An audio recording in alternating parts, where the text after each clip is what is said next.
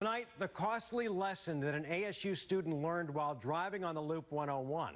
A lot of people really don't realize this, but certain portions of the freeways here in town, including the 101, pass through tribal land, where the penalties for traffic violations can be much more severe. Some would even say unjust. As Joe Dana reports, one woman's car was seized by police to be auctioned off because she had a marijuana joint in her pocket. Joe? It's not uncommon for police to tow someone's car who's arrested for DUI, but when this ASU student was pulled over by a tribal officer and she admitted to him she had a joint in her pocket, her attorneys say police decided to keep her car.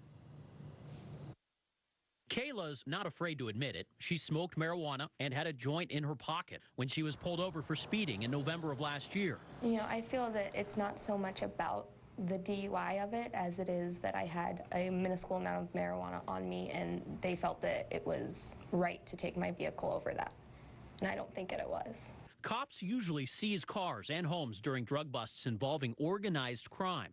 Forfeiture laws allow them to auction off big-ticket items, then use the money to pay for police programs.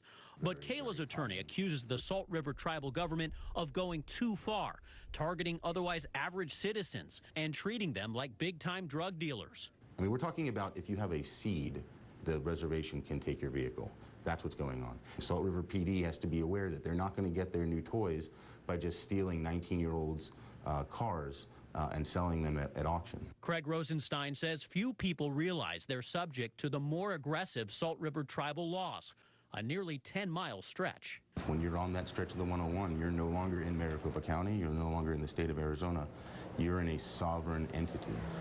And that sovereign entity has rules that are different from the state of Arizona and different from the county of Maricopa County, and they're different from the city of Scottsdale. Kayla was able to get her car back, but not until several months passed and several $1,000s in attorney's fees. Otherwise, Kayla likely would have lost her car altogether.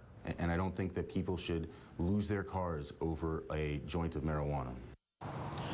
A spokesperson for the Salt River Indian community said officers were following tribal law and that there was drug paraphernalia and several types of marijuana inside that ASU student's car. I'm Joe Dana, 12 News. All right, Joe, thanks. Right now, family